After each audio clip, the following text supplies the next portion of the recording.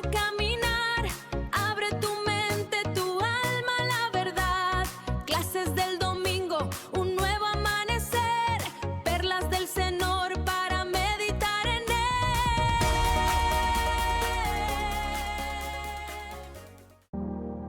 Bueno, le damos la bienvenida en esta mañana a esta clase dominical, al estudio de su palabra, y estamos ubicados en el libro de Primera de Reyes, en el Antiguo Testamento, Primera de Reyes capítulo 19, y hoy vamos a estar hablando de este capítulo solamente hasta el verso 10. Así que Primera de Reyes capítulo 19, versos del 1 al 10, y vamos a estar analizando esos 10 versos.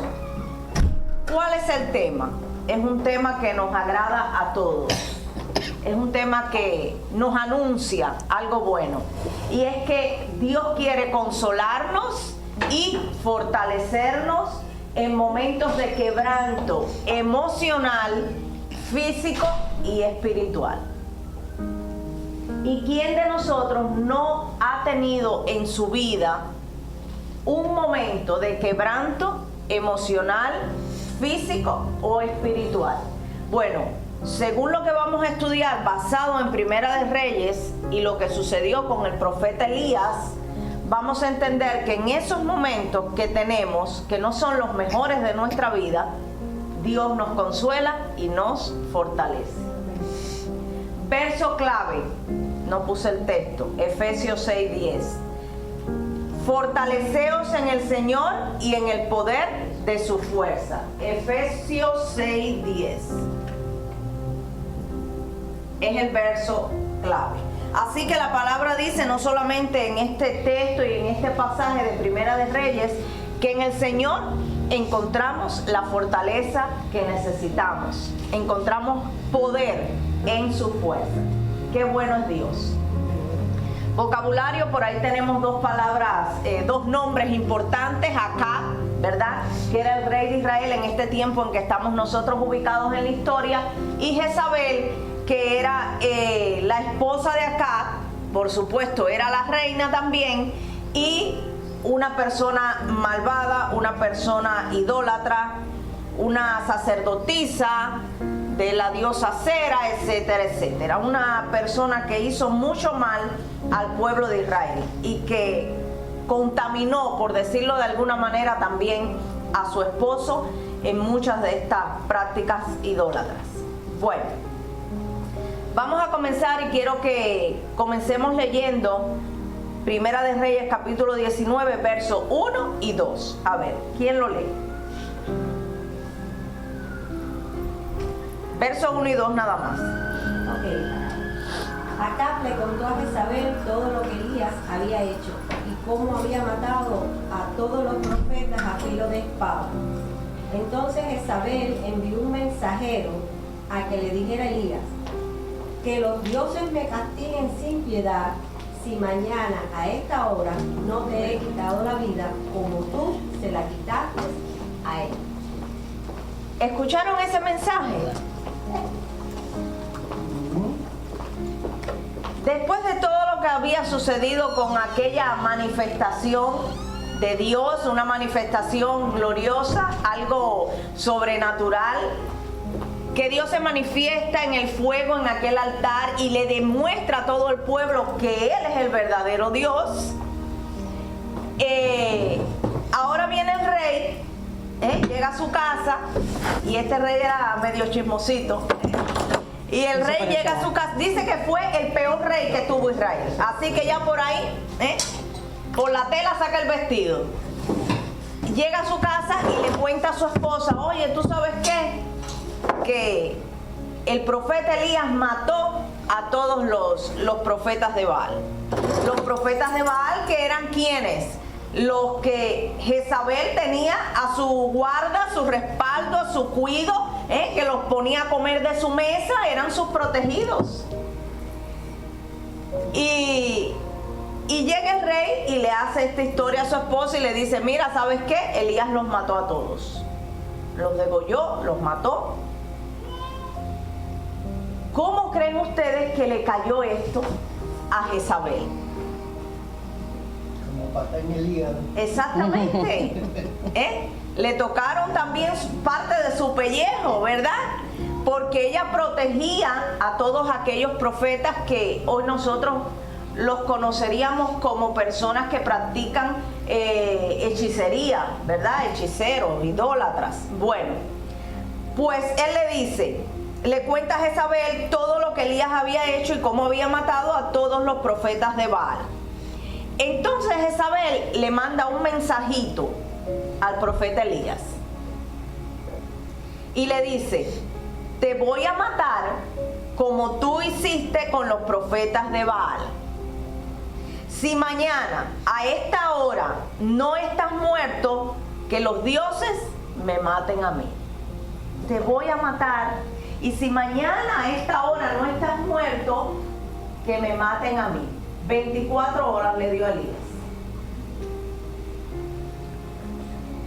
24 horas le dio de vida. Le mandó una sentencia de muerte y le dijo, te voy a matar como hiciste con los profetas de Baal, y si esto no sucede a esta misma hora mañana, o sea en 24 horas, que los dioses me maten a mí. Y aquí tenemos dos cosas importantes que ver. Número uno, la fe ciega que tenía esta mujer, si le pudiéramos llamar fe o de alguna manera, que tenía esta mujer en sus dioses. Y número dos, la sentencia que esta mujer con su boca le declara a Elías. Y aquí los estudiosos de la palabra, comentaristas, predicadores, les llama mucho la atención cómo Elías, que son los versos que continúan más adelante, huye por la palabra de esta mujer, y dicen cómo es posible que un hombre de Dios, que un profeta que degolló, que mató a 850 falsos profetas, que tuvo una victoria tan grande delante del pueblo, que tuvo el respaldo de Dios, ahora huye de la palabra de una mujer. Y muchos dicen, ¿cómo es posible que no le tuvo miedo a 850 brujeros que le podían hacer brujería y le podían hacer de todo, y tuvo miedo de una palabra declarada de una mujer? ¿Verdad? Así que esas son las especulaciones. No sé usted qué piensa. Hay una explicación. A ver, dígame. Que en aquellos tiempos el Espíritu de Dios venía sobre los hijos de Dios solamente cuando Dios le tenía un propósito con ellos. Ajá. ¿Okay? Y cuando Elías hizo todo eso, estaba el Espíritu de Dios sobre él. No era él el que estaba haciendo eso. Ajá. Entonces la gente no entiende eso, que cuando el Espíritu se aleja, ya nosotros somos lo que somos normalmente. ¿Okay? Entonces, de ahí es que por eso es que yo cuando digo que tienen miedo, yo te digo, sí, tienen miedo, pero hay que darle la explicación. El por qué tienen miedo, son gente que no tienen, están sin Dios ahí. Pero cuando usted está con Dios, oiga, no hay nadie que se le ponga frente. No hay nadie. Recordemos la trascendencia de esta mujer Jezabel, o sus antepasados, su padre. Recordemos que esta mujer venía de los sidonios, ¿verdad? Era hija del rey, era princesa, ¿verdad? En aquel lugar, y era una mujer que, al igual que su padre, dedicó su vida se le entregó su vida a cera, a los dioses falsos, a ser sacerdotisa de todas esas cosas, ¿verdad? Y Elías conocía la condición de esta mujer. Y Elías conocía también que cuando Jezabel decía algo, lo cumplía. ¿Por qué razón? No se les olvide que Jezabel ordenó matar a todos los profetas de Dios. ¿Y lo hizo o no lo hizo? lo hizo. Entonces Elías conocía bien quién era esta mujer. Una mujer que no se andaba con juego, una mujer que estaba en el bando contrario y una mujer que había exterminado y eliminado a los profetas de Dios, los había matado. Entonces Elías en este momento siente temor. Y vamos a continuar leyendo en los versos, a partir del verso 3. Sí. Ahí, cuando usted busca en el original, envió un mensajero. Dice que pues, en original, la traducción original, significa también ángel. Y esta mujer es una mujer que trabajaba todo este tipo de oscurantismo, todo este tipo o sea, ella era dedicada, era devota, además se había consagrado su propia sangre sobre... ¿Era sacerdotisa? Ella era conocida de todo eso. Y dice que le envía un ángel, un mensajero. Pero este mensajero no fue un hombre. Mira, oye, dice... Un mensajero. Que te va, porque ¿a quién se le ocurre mandarle un mensajero? Yo te mando ya el que te va a matar. Si yo logro dar contigo, si el mensajero, hombre, que yo te pueda mandar, da contigo para matarte. Entonces, es un mensajero en el mundo espiritual. Y a veces cuando nosotros tenemos esos momentos en que somos débiles y no nos fortalecemos en el Señor, ¿verdad? Viene a nosotros un desánimo. Y de momento decimos, ay, yo no tengo deseo, porque si yo estaba acá, ahora ya no tengo deseo, ya, ay, qué desánimo tengo. Cuidado, que son mensajeros en el mundo espiritual que vienen a matar, a destruir, a traerte ese desánimo. ¿Ves? Y Elías había operado en el mismo sistema que había operado, ella mandó a matar a los profetas, Elías mató a los profetas también. O sea, que estaba operando en el mismo sistema que había operado Jezabel. Entonces, este mensajero, porque una persona, o sea, pues, ¿cómo se sobreentiende? Es lo que decía Rebeca al principio. Que una persona que acaba de matar 850 hombres, lo acaba porque él lo llevó hasta el río y los degolló, o sea, ofreció su sangre tal como se acostumbraba a hacer en ese reinado, en ese momento. Ella ofrecía la sangre de hombres a sus dioses, al dios de Baal, ¿verdad? Entonces, ¿cómo se concibe que este hombre con esta fuerza, con este ímpetu, vaya a tener miedo de una sola persona? Entonces, es que esto trae su pro y su contra. Yo decía, es que cuando si Dios te manda, Dios te respalda. Pero si Dios no te manda a matar a toda esa gente, entonces tú estás actuando igual que esta otra persona. Y hay que tener eso en cuenta. Y que esta mujer es conocida de estas cosas, de sus orgullos, de estas cosas. Sí, y eso es muy importante, hacer un paréntesis aquí y decir, ojo, cuidado con lo que Dios no te manda a hacer, porque nosotros muchas veces queremos hacer muchas cosas en nombre de Dios, pero no tenemos la confirmación de Dios. Y si no tenemos la confirmación de Dios y no es Dios el que nos mandó y se trata de nuestro ego o se trata de nuestra emoción, muchas veces, cuidado, porque entonces no vamos a tener el respaldo de Dios. Y puede ser algo bueno, no estoy hablando de cosas malas, no, algo bueno que yo quiero hacer por alguien, por la obra, algo que creo que voy a favorecer, pero ojo, tenemos que por eso tener discernimiento siempre y buscar la aprobación de Dios en oración, leyendo su palabra, como usted acostumbre a hacer su altar diario, porque si nos equivocamos y hacemos algo que Dios no nos ha mandado hacer, aunque lo hagamos en nombre de Dios, vamos a también a sufrir consecuencias. Fíjense, si seguimos leyendo en los versos 3 y 4, dice, cuando Elías supo esto, ¿verdad? Llegó el mensajero, la palabra no me especifica quién fue el mensajero, ¿verdad? Dice, cuando Elías supo esto, pero el mensajero llegó, ya sea un ángel, ya sea un hombre, ya sea un sueño, ya sea una revelación, el mensaje de Jezabel llega a los oídos de Elías. Y dice, cuando Elías supo esto, se asustó tanto. No se asustó un poquito, no medio se asustó, no, se asustó tanto, dice la palabra, que huyó a Beerseba, en el territorio de Judá. dejó a su ayudante en Jezreel y anduvo por un día en el desierto. Y aquí a mí me llama la atención que Elías huye. La primera reacción que le dio, que le causó el temor, el miedo, fue que huyó. ¿Y quién no quiere huir? ¿Y quién no huye cuando tiene temor? Cualquiera de nosotros. Cualquiera de nosotros le invade el temor y lo primero que hace es salir corriendo. Eso es una reacción lógica y humana.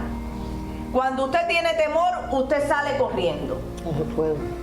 Cuando usted tiene depresión, usted sale a esconderse. Usted se encierra en un cuarto, cierra todo y no quiere ver a nadie. Entonces, no es menos cierto que Elías sabía quién era Jezabel. Pero no es menos cierto que después que tú te enfrentas a algo tan grande como a lo que se enfrentó Elías, eso puede desencadenar en tu vida, ¿verdad? Después de una gran victoria, porque eso fue una victoria, eso no fue una derrota, eso fue una victoria inmensa. Eso fue el respaldo de Dios ahí con Elías en todo momento, demostrándole al pueblo de Israel que él era Dios, a tal punto que ellos comenzaron a gritar que Jehová era Dios, que Jehová era Dios, ¿verdad? Así que los llevó al convencimiento de que verdaderamente esa manifestación era Dios mismo y que Dios era el Dios de ellos.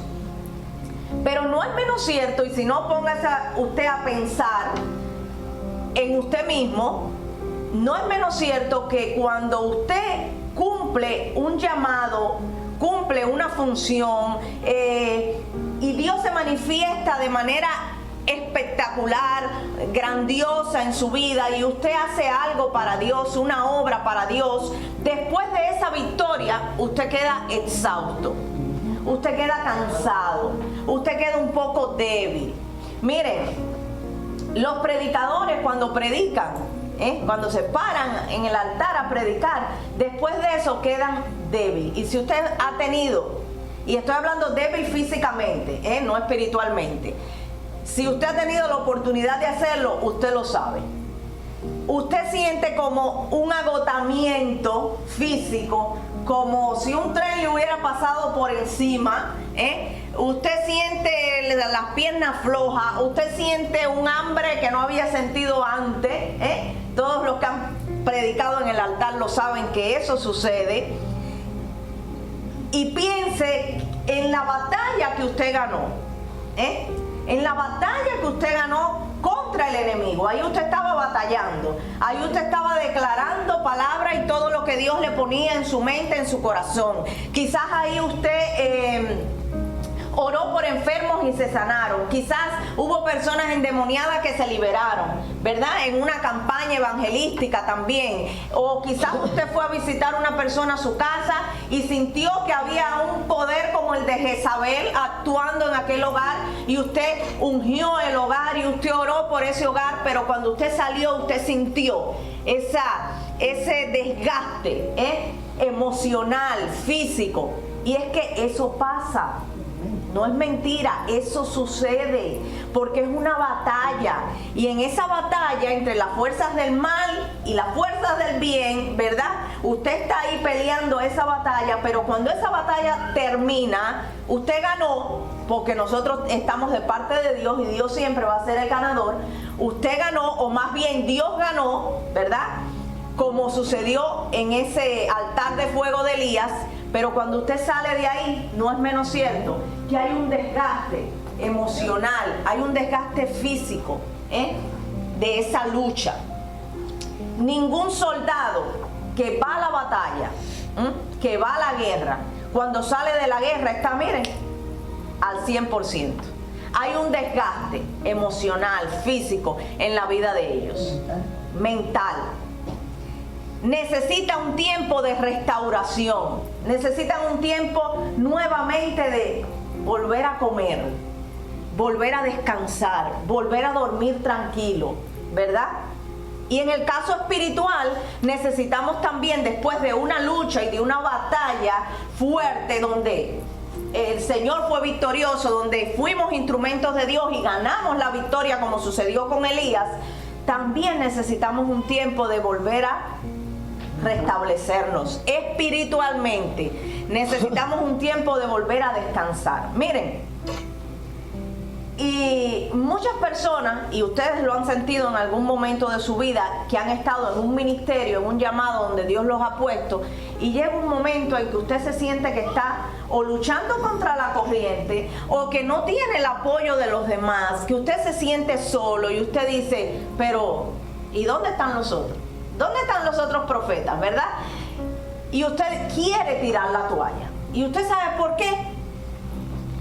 Porque ha habido desgaste emocional y ha habido desgaste físico, y a lo mejor hasta desgaste espiritual también. De dar tanto, ¿verdad? De luchar tanto, ha venido el desgaste. Y muchas personas dicen, no, yo no quiero seguir más en este ministerio, yo no quiero seguir más haciendo esto, porque por esta razón no tengo tiempo. Y todas esas cosas son excusas, porque realmente lo que ha sucedido es que has tenido un desgaste mental, físico, emocional y espiritual.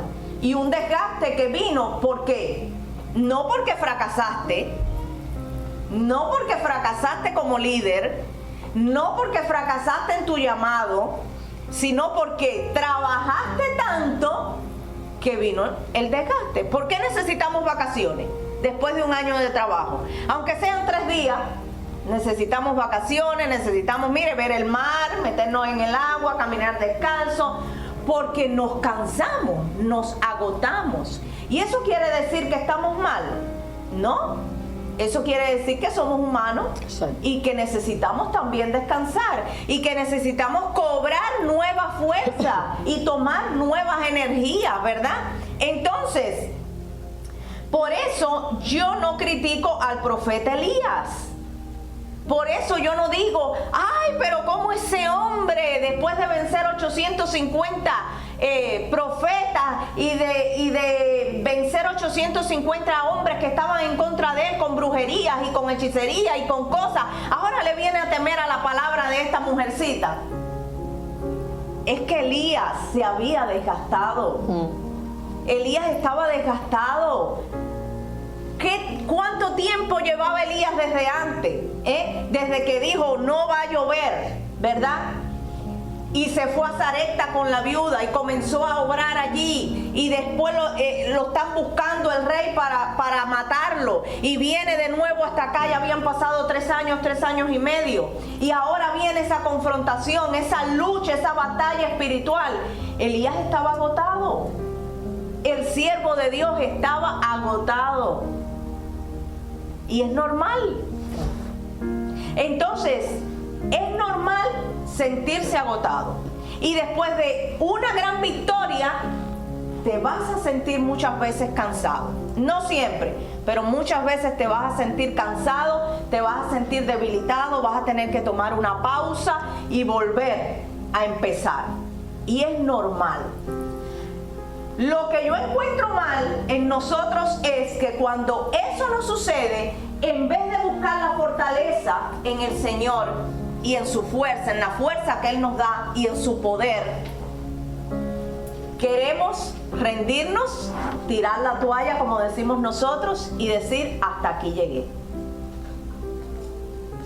Y eso es lo que no podemos hacer.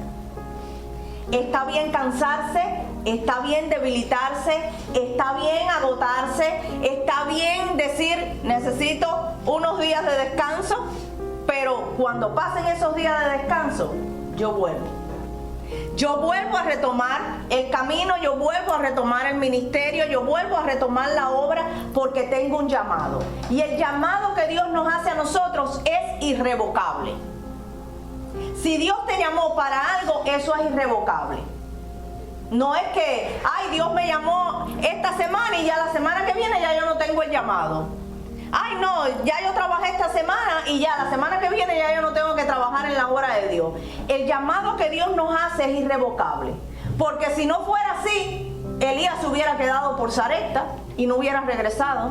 Ay, Señor, ya yo cumplí, ya yo le anuncié al rey que no iba a llover y no llovió. Y mira, se cumplió. Me fui y no regreso.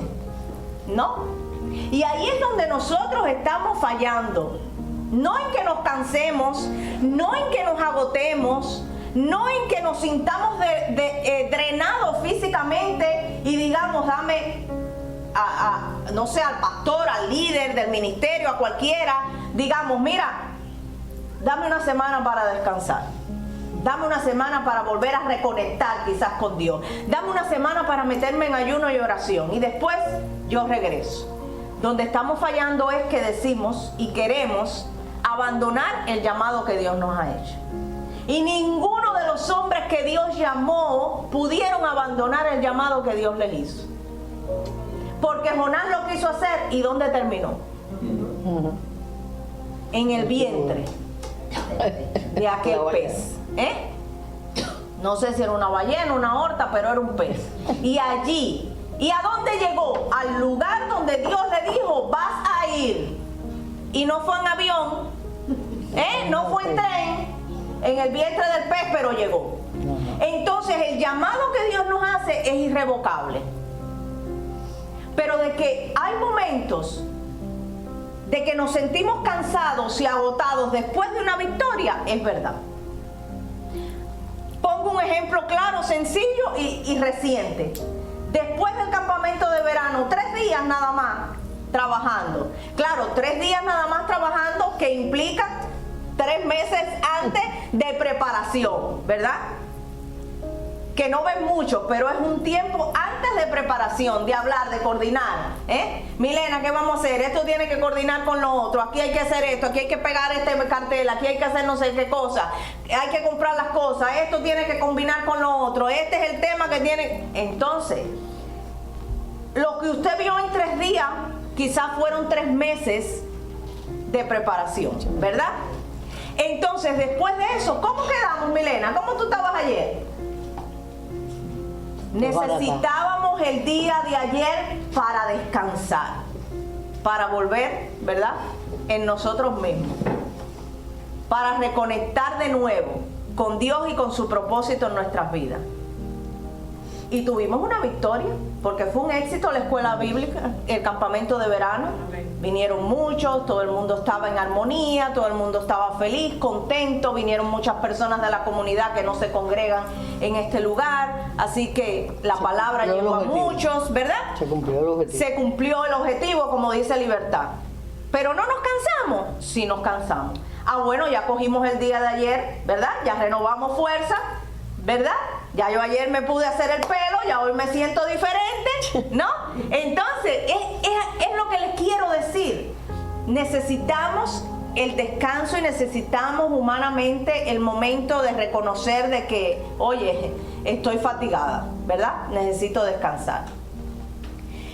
¿Y qué sucedió con Elías? Si nosotros seguimos leyendo el pasaje, dice, cuando Elías supo esto, se asustó tanto que huyó a Beerseba, en el territorio de Judá. Dejó a su ayudante en Jezreel y anduvo por un día en el desierto. Elías se entera que Jezabel lo quiere matar, tiene miedo, sale corriendo, huye con su ayudante, pero para mí, aquí él comete un error y es quedarse solo. Dice que dejó a su ayudante en Jezreel y anduvo por un día en el desierto. Aquel que había sido su mano derecha, ahora la deja y le dice, mira, quédate aquí. Aquí quizás quiso proteger su vida. Quizás dijo, el problema de Jezabel no es contigo, sino conmigo.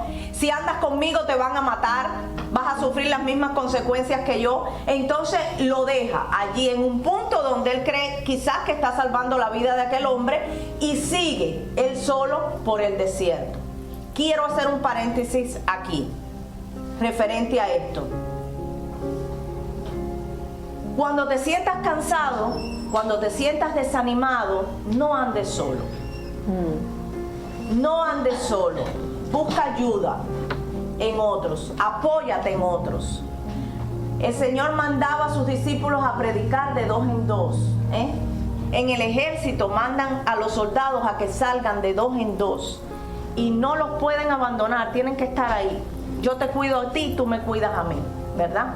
Y es importante que en momentos en que sentimos quebranto emocional, físico, mental, espiritual, busquemos el apoyo de alguien. Porque ese alguien, llámese esposa, esposo, hijo, suegro, suegra, amiga de la iglesia, compañera de trabajo, te va a ayudar, te va a acompañar, te va a levantar, te va a animar, ¿verdad? Siempre y cuando usted se busque una persona que esté dentro de su mismo pensamiento, no se vaya a buscar una Jezabel, porque si no le va a decir, ¿qué? ¿Que te están persiguiendo? No, mamá, no, entrégate, ¿verdad? Entonces, él dejó a su ayudante allí en Jezreel y anduvo por un día en el desierto. Después se sentó debajo de un arbusto y estaba tan triste que se quería morir. Esto es señal de ¿qué? De cansancio emocional. Esto es señal de agotamiento mental. Esto es señal de tristeza, de depresión. Pero tan triste estaba Elías que se quería morir. Y aquí es donde muchos súper dotados o súper creídos dicen, pero ¿cómo es posible? El profeta de Dios, pero ¿cómo es posible? El pastor, pero ¿cómo es posible? Milena, que nació en la iglesia, pero ¿cómo es posible? La pastora, no, eso no es posible. Sí es posible, amados hermanos. Sí es posible, porque somos carne, Sí es posible, cuando nos alejamos un poquito de Dios, sí es posible que sintamos esas cosas en nuestras vidas, sí es posible. Sí sucede. Por eso lo importante es no juzgar. Estamos aquí y Dios nos ha metido en un proceso, en un molde. Dios está haciendo de nosotros una vasija útil y nos está moldeando con un propósito, Y el molde que me está dando a mí y el proceso por el que yo estoy pasando es para que mañana, cuando yo vea a mi hermana que está atravesando las mismas circunstancias, cuando yo vea a mi hermana que está agotada, que está triste, que está débil, que yo pueda ser un instrumento en las manos de Dios y decirle, mira, levántate porque yo pasé por eso y estoy aquí, ¿verdad? ¿Cuántos testimonios difíciles, de situaciones difíciles que han pasado muchos de nuestros hermanos, diagnósticos terribles, pérdidas de personas amadas, y usted las ve hoy aquí en la iglesia sonriéndose, y usted las ve hoy aquí en la iglesia con gozo, y usted las ve que superaron el cáncer, que superaron la pérdida de un hijo, y usted desde acá, desde afuera de sus zapatos, usted dice, ¿cómo? ¿Cómo pudo? ¿Pudo por Dios? Pudo por Dios, y Dios les dio esa victoria, Pero esas personas hoy están preparadas para aconsejar a aquellos que están pasando por lo mismo. Porque ¿quién me puede a mí hablar mejor, por ejemplo, de finanzas de una persona que se haya visto al borde de perderlo todo, ¿verdad? Y que salió de ahí con la ayuda de Dios y hoy me puede decir, mira, puedes hacer esto, esto y esto porque yo salí de esto, ¿verdad? ¿Quién me puede a mí hablar mejor, no sé, de una crisis matrimonial o que pudo vencer, estaba a punto de divorciarse y salió victorioso, ¿verdad? Que una persona que haya atravesado por eso. Entonces, cuando Dios nos prepara y nos hace pasar por eso que nosotros llamamos temporadas o desiertos, es para prepararnos, para que cuando ya yo no esté en mi verano o cuando ya yo no esté en mi invierno, ¿verdad? Hablando de temporadas, Cuando ya yo no esté en mi invierno frío y crudo y yo esté gozando de otra temporada que se llame primavera, donde hay flores, donde todo es bonito, donde hay colores, yo pueda aconsejar a mi hermana, ¿verdad? Quizás Libertad. Yo ahora estoy en la primavera y Libertad está en el invierno. Ah, pero yo pasé por el invierno. Así que yo puedo venir y decirle, Libertad, tu primavera en Dios va a llegar. Tu primavera en Dios va a llegar. Así que lo que nosotros pasamos es para transformarnos, para prepararnos, para hacernos mejor y para en un momento determinado ser instrumento de bendición a otros. Así que cuando usted ve a otro deprimido, cuando usted ve a otro alejarse de la iglesia, cuando usted ve a otro que no se quiere congregar, cuando usted ve a alguien en su familia que no quiere leer la palabra, sea un instrumento de Dios para levantar, para animar, para consolar. Póngase en sus zapatos. Entienda que hubo un desgaste emocional, físico, espiritual de esa persona. Y sea usted no el que lo va a juzgar, porque por eso dice Dios que nosotros no juzgamos, y no sea usted el que lo va a pisotear, el que le va a decir, ay, mi hermano, pero qué mal qué bajo tú has caído, qué mal tú estás. No sea usted esa persona, sea la persona que extiende la mano, porque eso es lo que hace Dios con nosotros. Cuando nos ve cansados, cuando nos ve quebrantados, cuando nos ve al punto de tirar la toalla, que muchas veces hemos nosotros estado en esa situación, Dios nos agarra y nos dice, yo te sostengo, yo te doy mi fuerza, vas a volver a levantarte. Seamos nosotros ese instrumento también para otros, porque eso es lo que Dios espera. Dice que Elías estaba tan triste que se quería morir y le decía a Dios, ya no aguanto más, quítame la vida, pues no soy mejor que mis antepasados. No soy mejor que Abraham, no soy mejor que Isaac, no soy mejor que José, no soy mejor que nadie de esa gente, que Moisés, no soy mejor que ellos. Y le dijo, fíjense, ya no aguanto más, quítame la vida, pues yo no soy mejor que ellos. Pero ¿saben qué? Dios hizo caso omiso de esa petición de Elías, porque Dios sabía que Elías era un instrumento en sus manos. Simplemente estaba agotado después de aquella batalla. Simplemente estaba agotado.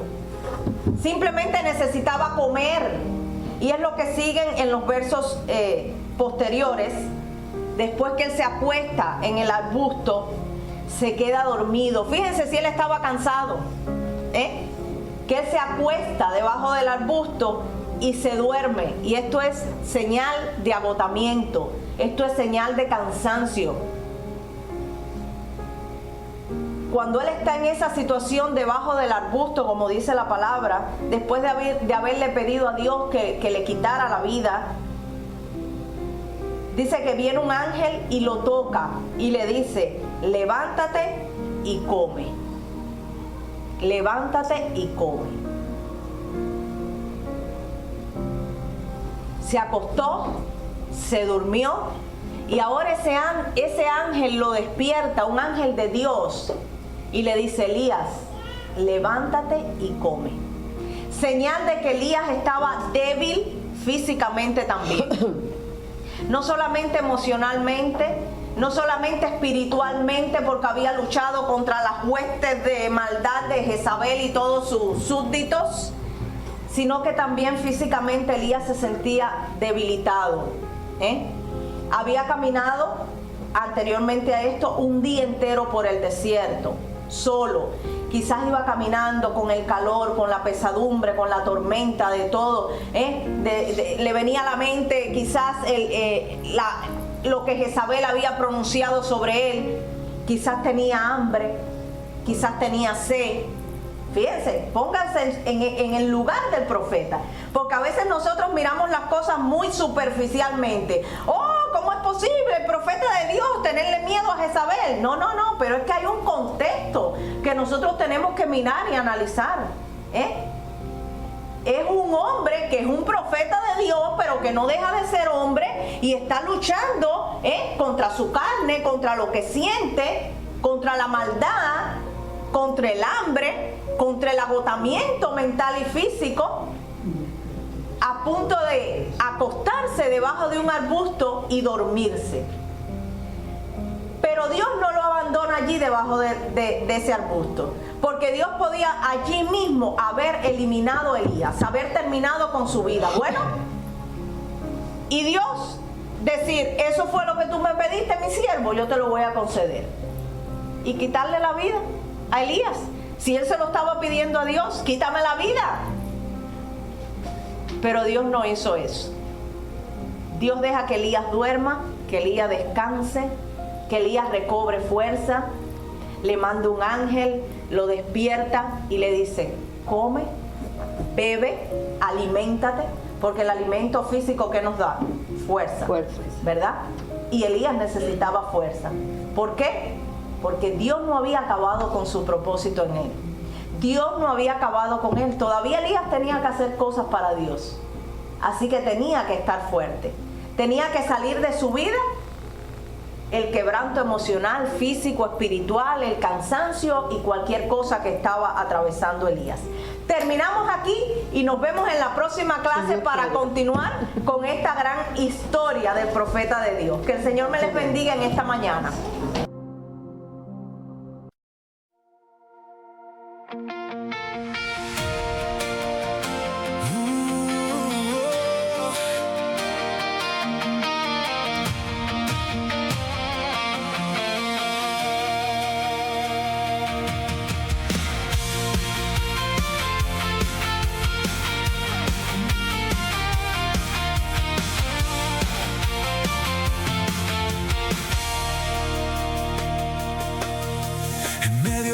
Prueba no voy a desfallecer. El enemigo intenta mi fe hacer caer, pero no camino solo, no voy en mi verdad. Tengo una promesa firme en la eternidad. Me levanto en la mañana, miro hacia el cielo, sabiendo que la victoria no depende de mi anhelo. Es en su presencia donde encuentro poder. Nada en este mundo me podrá vencer. Fortaleceos en el Señor y en la fuerza de su gran poder. Eres mi escudo, mi defensor. En sus alas me voy a sostener. Fortaleceos en el Señor, firmes en la roca de la verdad.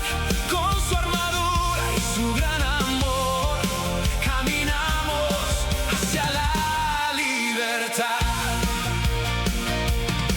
No es con mi propia espada, no es por mi capacidad, es por el Espíritu Santo que nos da la dignidad. Vestidos con la gracia, la fe como broquel, seguimos tras los pasos del Dios que siempre es fiel. Me levanto en la mañana, miro hacia el cielo, sabiendo que la victoria no depende de mi anhelo. Es en su presencia donde encuentro poder. Nada en este mundo me podrá vencer. Fortaleceos en el Señor y en la fuerza de su gran poder. Eres mi escudo, mi defensor. En sus alas me voy a sostener. Fortaleceos en el Señor, firmes en la roca de la verdad. Con su armadura y su gran amor, caminamos hacia la libertad. Aunque la batalla sea recia en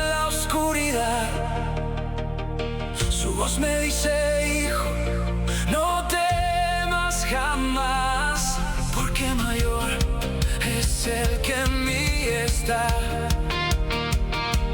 Su poder nunca, nunca fallará.